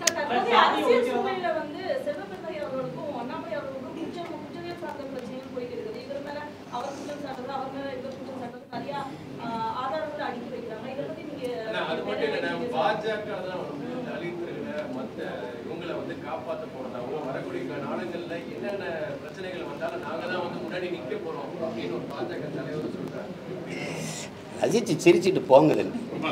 உங்களுக்கெல்லாம் எவ்வளோ பிரச்சனை இருக்குது, கொஞ்சம் ரிலாக்ஸ் வேணும்ல. சின்ன சின்ன அது நகைச்சுவை காட்சிகளை பார்க்குற மாதிரி பார்த்துட்டு போங்க. ஒரு பொது தொகுதியில் அது ஆதி தமிழ் குடிகளுக்கு என்ன முன்னுரிமை கொடுத்துருக்குன்னு பாரு. நாட்டின் முதல் குடிமகன் பிரசிடென்ட் ஆஃப் இந்தியா ராம்நாத் கோயிலுக்குள்ளே போய் வழிபட முடியல. ஒரு மரத்து நிழலில் உட்காந்து குடும்பத்தோட யாகம் வந்து சாமி மட்டும் போனார். நாட்டின் முதல் குடிமகன். இன்னைக்கு இருக்கிற பழங்குடி மகள் திரௌபதி முர்மு கோயிலுக்குள்ள போக முடியல, கட்டையை கட்டி வெளியில் நிறுத்திட்டார். நீங்கள் ஐயா மோடியும் அத்வானியும் உட்கார்ந்துருக்காங்க, நீங்கள் பார்த்துருப்பீங்க. ஒரு நாற்காலியில் 2 பேரும். அந்த அம்மா ஓரத்தில் கை கட்டி நிற்கிது. இதை விட கேவலம் ஏதாவது உலகத்தில் உண்டா? ஆனால் வெளியில் வந்து பாரத மாதாக்கு ஜெய். மாதாவை நிற்க வச்சுட்டு கை கட்டி நீங்கள் 2 பேரும் நாற்காலி போட்டு உட்காரிங்க. பெண்ணியத்தை எவ்வளோ மதிக்கிறீங்க, பெண்களுக்கு எவ்வளோ முன்னுரிமை கொடுக்குறீங்க, அதுவும் ஒடுக்கப்பட்ட பழங்குடி மக்கள் பிற்படுத்தப்பட்ட மக்களுக்கு என்ன முன்னுரிமை கொடுக்குறீங்கன்னு. பக்கத்தில் ஒரு நாற்காலியை போட்டு உட்காருங்கன்னு. பிரசிடென்ட் ஆஃப் இந்தியாவுக்கே இந்த நிலைமைன்னா நானும் நீங்களும் ஏமாத்துறோம் தம்பி. பேசுவாங்க, பயன் இருக்கா தம்பி? வாயில் ஊற்றினா சப்பி சாப்பிட்லாம், காதில் ஊற்றினா என்ன தம்பி இருக்குது? காதிலே ஊற்றுவாங்க. நிக்கல எங்கள் அண்ணன் மனநிலை எங்கள் அண்ணன்ட்ட கேட்கறதுங்கிறது அவர் சார்ந்த இருங்க. அவர் சார்ந்து இருக்கிற தம்பி நான் கேட்குறேன், பதில் சொல்ல விட்டுருங்க. குறுக்கு கேள்வியே கேட்டுக்கூடாது. அவர் சார்ந்து இருக்கிற, அவர் ஆதரிச்சு நிற்கிற திமுகவை கேட்குறேன். எங்கள் அண்ணன் ஆராசா முதல்ல எந்த தொகுதியில் நின்னாருன்னு நினைக்கிறீங்க? பெரம்பலூரில். அது அப்போ தனி தொகுதி. யார் வாக்கு போட்டிருப்பாங்கன்னு நினைக்கிறீங்க? வெறும் பறையரா? நான் கேட்குறதுக்கு பதில் சொன்னேன். தனி தொகுதியாக இருக்கும்போது வெறும் பறையர் மட்டும் போட்டு எங்கள் அண்ணன் ஜெயிச்சிருப்பாருன்னு நினைக்கிறீங்களா? இல்லை, எல்லாரும் போட்டிருப்பான்ல. இப்போ அங்கே வேலை செஞ்சுருக்காருல்ல எங்கள் அண்ணன். இப்போ பொது தொகுதியாக மாறிடுச்சு. நீ உண்மையிலேயே தமிழ் இன தலைவனாக இருந்தால், எங்கள் அண்ணனை தாழ்த்தப்பட்டவனெல்லாம் தமிழை நான் பார்க்குறதா இருந்தால் என்ன சொல்லினா, நீ நில்லு ராஜான்னு சொல்லியிருந்தா பறையர் மட்டும் இல்லை எல்லாரும் போட்டிருப்பான். போட்டு தானே போன தடவை ஜெயிச்சாரு. நீங்கள் நீலகிரிக்கு எடுத்துகிட்டு போகிறீங்களே. அப்போ உங்களுக்குள்ள சாதியை என்ன? அவர் தாழ்த்தப்பட்டவனாவே நீ பார்த்துட்டு இருந்தீங்க. நாங்கள் அவரை தமிழனா ஆதி தமிழனா நாங்கள் பார்க்குறோம். இப்போ 2க்கு வேறுபாடு இருக்குல்ல. இதே தானே எங்கள் ஐயா இளையராஜாவுக்கு பிஜேபி செஞ்சிச்சு. நீ ராஜ்யசபா கொடுத்த, அங்கே ஒரு விளையாட்டு வீரர்கள் கொடுத்தா, அங்கே ஒரு பிற்படுத்த ஒடுக்கப்பட்டவர் கொடுத்தா, இங்கே தலித்து கொடுத்தவங்கிற. எங்கள் ஐயாவுக்கு நீ தகுதி பார்த்து கொடுக்கல. அவன் ஈடு இணைற்ற இசை மேதை, 21ஆம் நூற்றாண்டில் ஆகச்சிறந்த இசை மேதை. அவர் தகுதி பார்த்து நீ கொடுக்கலையே, நீ தலித்துன்னு தான் கொடுத்தங்கும் போது கோபுரமாக வராது. இதுதான் பிஜேபி தாழ்த்தப்பட்ட மக்கள் பக்கம் நிற்கிறது. சரி, அதே இது வந்து நீங்கள் நீ அயோத்தியில் அகிலேஷ் யாதவ் போய் ஒரு தாழ்த்தப்பட்ட ஒரு மகனை நிறுத்தி வென்றுட்டார். அதை பிஜேபி செஞ்சுருந்தா பொது தொகுதியில் சரியா இருக்குடா அப்படின்னு நம்ம பேசலாம். அம்மையார் ஜெயலலிதா கூட தலித்தலின் மேலே ஐயா கொண்டு திருச்சியில் நிறுத்தி வெல்ல விட்டாங்க. அப்படி திமுக தான் முயற்சிச்சிருக்கா தம்பி? அதிமுக உங்களுக்கு தெரியும், சமைச்சு வைக்கிறாரு சாப்பாடு ஐயா தனபால் அவர்கள். இவங்கெல்லாம் சாதி இதில் சாப்பிடல. ஒரு தடவை மறுபடியும் சமைக்கலை. கம்ப்ளைண்ட் போது குற்றச்சாட்டு இந்த ஜெயலலிதா அம்மையார் கூப்பிட்டு கேட்குறாங்க, என்ன தனபால் ஏன் சமைக்கணும்? அழுகிறாரு. ஏன் அழுகிறீங்க? போன தடவை சமைச்சு வச்சம்மா சாதி பார்த்துட்டு யாரும் சாப்பிடல, இந்த தடவை சமைச்சேன்னா வீணாத்தான் போயிடும், நான் சமைக்கலாமான்னு. இருங்க நான் பார்த்துக்கிறேன்னு உணவுத்துறை அமைச்சராக போடுறாங்க. அது சேட்டை தான். ஆனால் அவரை இது பண்ணுறீங்களாடா, உணவுத்துறை அமைச்சராக போடுறேன். மறுபடியும் அவரை இழிவுபடுத்துகிறாங்க. அப்போ நான் வரைக்கும் யார் வந்தால் நீங்கள் வரும்போது நான் உட்பட எல்லாரும் எந்திரிச்சு நிற்கிற ஒரு இடத்துல உங்களை உட்கார வைக்கிறேன்னு சபாநாயகர் ஆகுனாங்க. அது ஆனால் நீங்கள் அப்படி எதையுமே செய்யலையே. ஆனால் நீங்கள் பெரியாரை பேசியிருக்கீங்க, பேரறிஞர் அண்ணா பேசியிருக்கீங்க, சமூக நீதி பேசியிருக்கீங்க. இந்த பாருங்க, இங்கே முதலமைச்சர் உட்கார்ந்துட்டாருங்க, எங்கள் அண்ணன் ஆராசா இங்கே வந்து உட்கார்றாருங்க, எந்திரிச்சு இங்கே உட்கார சொல்லி தன் மகனை உட்கார வைக்கிறாருங்க. எம்பிட்டு பெரிய சனாதன எதிர்ப்பு, சமூக நீதிங்க. ஏன் இவருக்கு எங்கள் அண்ணன் எங்கள் ராசா உட்காந்து இங்கே உதயநிதி உட்காந்தா என்ன பின்னாடி இருக்கையில் புண்ணாயிருமாங்க? எதை பற்றி பேச உங்க தகுதி நேர்மை வச்சுருக்கீங்க? ஒரு பொது தொகுதி தானங்க எங்கள் அண்ணன் கேட்டார் திருமாவளவன், தகுதி இல்லையாங்க? காங்கிரஸை விட விடுதலை சிறுத்தைகளை விட காங்கிரஸ் பெரிய கட்சின்னு யாராவது சொல்லுங்கள், நான் இப்படியே நிறுத்திட்டு போயிடுறேன். 23 விழுக்காடு ஆதித்தமிழர்களுக்கு வாக்காடு, 13 விழுக்காடு வாக்கு திமுக பெற்றுக் கொடுக்கறது எங்கள் அண்ணன் திருமாவளவன். எதுக்கு 10 தொகுதி? என் இனத்தை கொன்னதுக்கா? கச்சத்தீவத்தை மீட்டு தராதுக்கா? காவிரி நதிநீர் உரிமை பறிவுறுத்ததுக்கா? எதுக்காக காங்கிரஸுக்கு 10 தொகுதி? 10க்கும் 10 ஜெயிக்க வச்சு ஏன் அனுப்பணும்? ஏன் அனுப்பணும்? வட மாவட்டங்களில் திருமாவளவன் இல்லாமல் அவங்க வெற்றி சாத்தியப்பட்டுருச்சா? சொல்லுங்க தம்பி, நீங்க சொல்லுங்க தம்பி, ஏன் அவருக்கு ஒரு பொது தொகுதி கொடுக்கல? சரி, நீங்க பொது தொகுதி அண்ணன் கொடுக்காதீங்க, ஒரு பொது தொகுதியில் ஆதி தமிழ் குடியை நிறுத்துங்களே, ஒரு தேவேந்திரரே ஒரு பறையரை நிறுத்துங்களே, அதையாவது செய்யுங்க. நீங்க நின்ன 22ல் ஒரு இஸ்லாமியன் கொடுக்கலையே, கூட்டணிக்கு இந்திய யூனியன் முஸ்லீமுக்கு தானே தள்ளி விட்டீங்க. மாமா நவாஸ் கனிக்கு போப்பாங்கன்னு நீ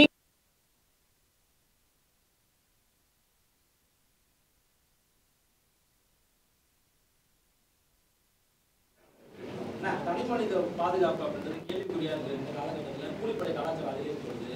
இந்த இதில் வந்து காவல்துறை அதிகரித்து வர்றது யார் ஆட்சிக்கு வந்த பிறகு? ஏன்னா நீ என்னை நிறைய கேள்வி கேட்ப, அண்ணன் ஒரு கேள்வி கேட்டா இருங்கன்னு.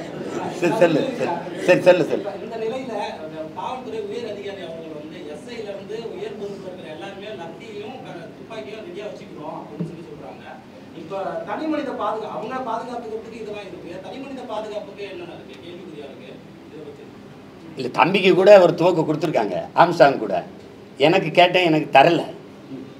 2 தடவை போட்டேன், அது தள்ளி விட்டுட்டாங்க. சரி, அது ஒன்றும் இல்லை. இப்போ நான் என்ன சொல்கிறேன் தம்பி, காவல்துறைங்கிறது குற்றம் நிகழ்ந்த பிறகு பிடிச்சி கூண்டில் நிறுத்தி தண்டனை பெற்றுக் கொடுக்கறது இல்லை. நம்ம தலைவர், எங்கள் தலைவர் எங்களுக்கு கற்பித்தது, காவல்துறை என்பது குற்றவாளிகளை பிடித்து கூண்டில் நிறுத்துவதல்ல அவர்கள் வேலை, குற்றவாளிகளை உருவாகாத ஒரு சமூகத்தை உருவாக்குவதான். நம்மளால துப்பாக்கி லத்தியில் வச்சு இதை சரி செய்ய முடியாது. கற்பித்தல் தான், அன்பு தான், அதை நியாயமாக பேசி அதை புரிய வைக்கணும், அதை இது பண்ணணும். நீங்கள் வந்து எதுக்கு குண்டாஸ் போடணும்னே உங்களுக்கு தெரியல. மீம்ஸ் போடுற மேலே குண்டாஸ் போடுறீங்க, உங்களுக்கு எதிராக ஒரு வலையொலியில் ஒரு கருத்து சொல்கிற மேலே குண்டாஸ் போடுறீங்க, கொலை செய்கிறவனை சும்மா தூக்கி அவனை விசாரணையே இல்லை. ஏன் கொன்ன? எதுக்காக கொன்ன? யார் சொல்லி கொன்ன? நீ கொல்றதுக்கான நோக்கம் என்ன? இந்த விசாரணையே வெளியில் வரலையே. அவன் யாரையும் நீங்கள் கைது செய்யலை. எல்லாருமே தம்பி ஆம்ஸ்டாங் கொலை வழக்கில் சரணடைஞ்சவங்க தான். அப்படியே தூக்கி கொண்டு உள்ளே வச்சுட்டீங்க, அப்படியே ரிமாண்ட் பண்ணிட்டீங்கல்ல. கூப்பிட்டு விசாரித்தோம், இதுக்காக பண்ணான்னு சொல்கிறாங்கன்னு. ஏன்னா அண்ணன் திருமாவளவன் உட்பட எல்லாருக்குமே இருக்கிற சந்தேகம், கொலையாளிகள் வேறு, சரணடைஞ்சிருக்கிற ஆள்கள் வேறு. அப்போ எதையோ ஒன்று மறைக்கிறதுக்கு யாரோ ஒன்று செய்கிறாங்க. அது யாருங்கிறது தானே கேள்வி.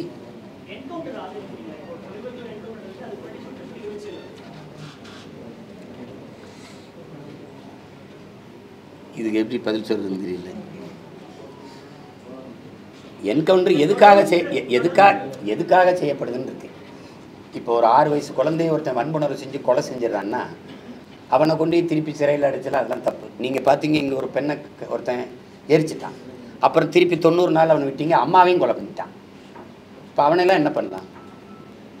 அவன் பார்த்தீங்கன்னா இப்போ இந்த காலத்து பிள்ளைகள் வெட்டியிருக்க மாதிரி முடியை வெட்டிக்கிட்டு நீட்டாக அப்படி சிறைக்குள்ளே வரான். யார் காசுலன்னா எந்த பிள்ளையை சாக கொடுத்தோமோ அவங்க அப்பா அம்மா வரி காசுலேயும் தான் அவன் சாப்பிட்டுக்கிட்டு இருக்கான் சிறைக்குள்ளே. இந்த மாதிரி குற்றவாளிகளை நம்ம வந்து வச்சு பாதுகாத்துக்கிட்டு இருக்கணுங்கிறது எனக்கு சரியா இல்லை. இது சரியா இல்லை. நிறைய மக்கள் பிரச்சனை குறித்து பேசுறீங்க, தொடர்ந்து எல்லா வருஷங்களுக்கும் அறிக்கை கொடுக்குறீங்க, ஆளுங்கட்சி விமர்சனம் பண்ணுறீங்க. இருந்தாலும் அவங்க தரப்புல மறைந்த தலைவர் அவர் இன்னும் விமர்சனம் பண்ணணும். மறைந்தவர் தானே ஹிட்லரு. நீங்கள் அவனை கொடுங்கோலன்றீங்க. மறைந்தவர் தானே. அப்படின்னா மறைஞ்சிட்டா அவங்க செஞ்ச தீமையெல்லாம் மறைஞ்சிரும்னா அது எப்படின்னு சொல்லுங்க.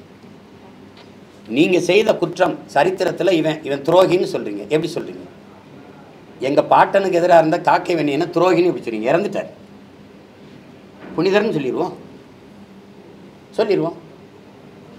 எங்கள் பாட்டனுக்கு காட்டி கொடுத்த நல்லாங்கிற சமயக்காரன் இருக்கான், தீரன் சின்னமலையை காட்டி கொடுத்தாரு. அவர் வந்து இங்கே சாப்பிடுவார். அப்போ பங்கர், அப்போயே பதுங்குடியில் வந்து காட்டி கொடுத்தா அவனை. இப்போ அவன் செத்துட்டான். ஐயோ ரொம்ப நல்லவன் வரலாற்றில் பதிவு பண்ணிடலாமா? சொல்லுங்கள். நீங்கள் செஞ்ச செயல்கள் தான் உங்களை காலமுறை அது நல்லவரா கெட்டவரான்னு எடுத்துகிட்டு போகும். நீங்கள் அதிகாரம் இருக்குங்கிறதுனால புனிதர் பட்டம் கட்டின எடுப்பது எப்படி நீங்கள் ஏற்பீங்க? எப்படி ஏற்பீங்க? இப்போ இயேசுவை காட்டி கொடுத்தாரு யூதாஸுங்கிறீங்க. இயேசுவும் இறந்துட்டாரு, யூதாஸும் இறந்துட்டாருன்னு வச்சுப்போம். யூதாஸ் நல்லவர் தான் அப்படி சொல்லுவீங்களா? அப்போ நீங்கள் ஏன் இறந்து போன ஜெயலலிதா எம்ஜிஆர் எல்லாம் பேசுகிறீங்க? ஏன் பேசுகிறீங்க? ஒருத்தர் இறந்துட்டதுனாலே அவர் புனிதர் ஆயிடுவாங்கிற கருத்தை எப்படி நம்ம ஏற்க முடியும் சொல்லுங்கள்? எங்கள் அண்ணன் காசு இறந்ததுக்கு வயது தான். செத்தாலும் புலிகள் புலிகள் தான், அவர்கள் வாழ்ந்தாலும் மலத்தில் நிறைய புழுக்கள் தான் எழுதினார். அந்த அந்த படுகொலை அப்போ அதுதான் உங்களுக்கு நினைவூட்ட வேண்டியது. கூட்டணி இல்லைன்னு சொல்லியிருக்கீங்க, தொடர்ச்சியாக விமர்சிச்சிருக்கீங்க. ஆனால் விக்கிரவாண்டி தேர்தலில் மட்டும் எதுக்கு அதிமுக கிட்ட ஆதரவு? அவங்க என்கிட்ட 3 தடவை ஆதரவு கேட்டாங்க, வேலை செஞ்சேன். ஆதரவு அவங்க நின்றுருந்தா கேட்க போகிறதில்ல, நிற்கலை. அதனால உங்கள் வாக்குகளை பொது எதிரியை நம்ம வலுவான எதிரியாக வீழ்த்துறதுக்கு எனக்கு ஆதரிங்கன்னு கேட்டேன், அவ்வளோதான். இடைத்தேர்தலில் எப்பவுமே ஆளுங்கட்சி தான் ஜெயிக்கும். குறிப்பாக ஃபார்முலாலாம் கையாளுவாங்க. ஈரோடு ஃபார்முலா, இந்த மாதிரி ஃபார்முலா கையாளுவாங்க. திருமங்கலம் ஃபார்முலா.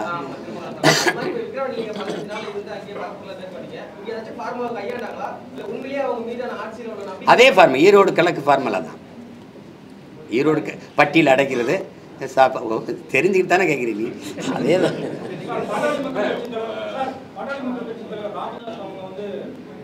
குறைந்த எண்ணிக்கையில் இருக்கிற ஜாதியினர் ஆட்சி செய்து கொண்டிருக்கார்கள், பெரும்பான்மை உள்ளவர்கள் ஆட்சி செய்யணும் அப்படிங்கிறத அது எங்கள் ஐயாவுக்கு வந்து இப்போ என்னென்னா, இப்போ நாங்கள் ஐயாவை பெரிதாக மதிக்கிறேன், ரொம்ப பெரிதாக மதிக்கிறேன். ஆனாலும் சொல்கிறேன், பல முறை திமுகவோட கூட்டணி வைக்கும்போது எங்கள் ஐயாவுக்கு தெரியலையான்னு கேட்குறேன். தெரியுதில்ல, அந்த கருத்து சரியை தவிர இதை நீங்கள் அப்போ கேட்டிருக்கணும். எங்கள் ஐயாவுக்கு மது ஒழிப்பு கொள்கையில் உறுதியாக இருக்கார். மதுவை எவன் ஒழிக்கிறானோ, மது கடையை மூடுறானோ அவனோட நான் கூட்டணின்னு எங்கள் ஐயா சொல்லலை. சாதி வாரி கணக்கெடுப்பு நம்ம கேட்குறோம், குடிவாரியாக எண்ணுங்கிறோம். குடிவாரியாக எவன் என்றானோ அவனோட நான் கூட்டணின்னு எங்கள் ஐயா சொல்லலை. இப்போ பாருங்கள், நேரெதிராக இருக்கிற பிஜேபியோட கூட்டணி வைக்கிறது நம்ம எப்படி? இந்த கொள்கைக்கு நேர்மாறு அவன் வகுப்பாரி பிரதிநிதித்துவத்துக்கு என்றைக்குமே அவன் இடம் கொடுக்க மாட்டான். அப்போ அவனோட கூட்டணி வச்சு என்ன பண்ண முடியும்? ஒரு ஓட்டுநாள் தம்பி என்னால் அந்த வலிமையை அவனுக்கு சேர்க்கணும். அப்போ அந்த கொள்கைக்கு இங்கே நீங்கள் திருப்பி அவர் தலைமையில் அவன் அந்த இந்த சமூக நீதி கொள்கைக்கு நேரெதிராக இருக்கிற ஒரு கட்சிக்கு போய் நான் ஓட்டு போட்டு வலிமை சேர்க்கிறதுங்கிறது ஒத்த ஓட்டுனால் அது துறவம் தானே தம்பி, அது தவறு தானே.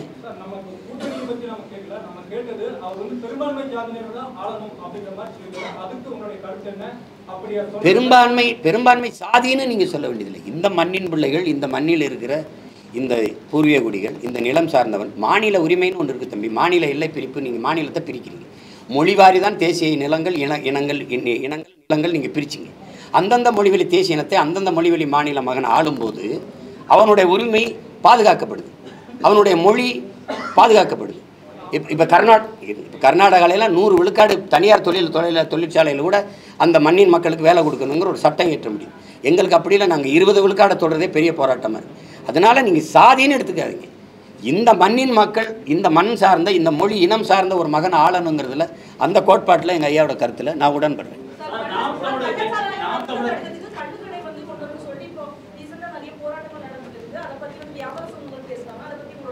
இல்லை ரீசெண்ட்டுன்னு சொல்லாதீங்க.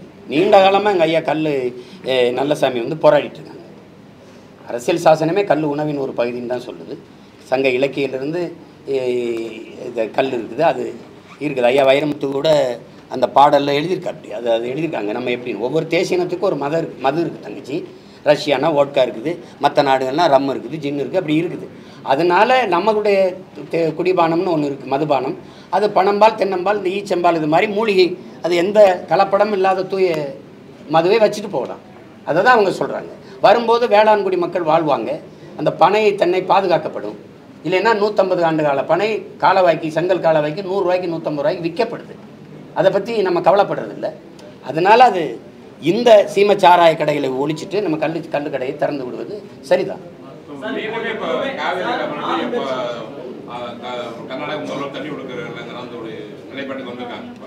மீண்டும் இல்லை, தொடர்ந்துடும். இப்போ வந்து அதான் இங்க அவங்க வந்து அனைத்து கட்சி கூட்டத்தில் நீங்க முன்னிலை பண்ணலாம். வேணா ஒவ்வொரு முறை நீங்க போராட்டம் பண்ணிட்டு இருக்கிறீங்க. இனி வரக்கூடிய நாட்கள் அரசு கூட்டுற அனைத்து கட்சி கூட்டத்துக்கே என்னை சேர்க்காது. இதுல நான் ஒரு அனைத்து கட்சி கூட்டத்துக்கு இவங்க வர போறாங்களா? நீங்க போராடுங்கன்னு சொல்லுங்க, நான் போராடுறேன். அது நான் செய்வேன். அதான் சொல்ல அனைத்து கட்சி கூட்டத்தை யார் ஆளுங்கட்சி மூன்றாவது அணி இருக்கிறது முக்கியத்துவம் பெறும். ஆளுங்கட்சிக்கு எதிர்கட்சிக்கு எதிராக இப்ப நீங்க மூன்றாவது இடத்துக்கு முன்னேறி வந்திருக்கக்கூடிய சூழல்ல வரக்கூடிய தேர்தல்ல நீங்க உங்க தலைமையில ஒரு கூட்டணி ஏற்படுத்துவீங்களா?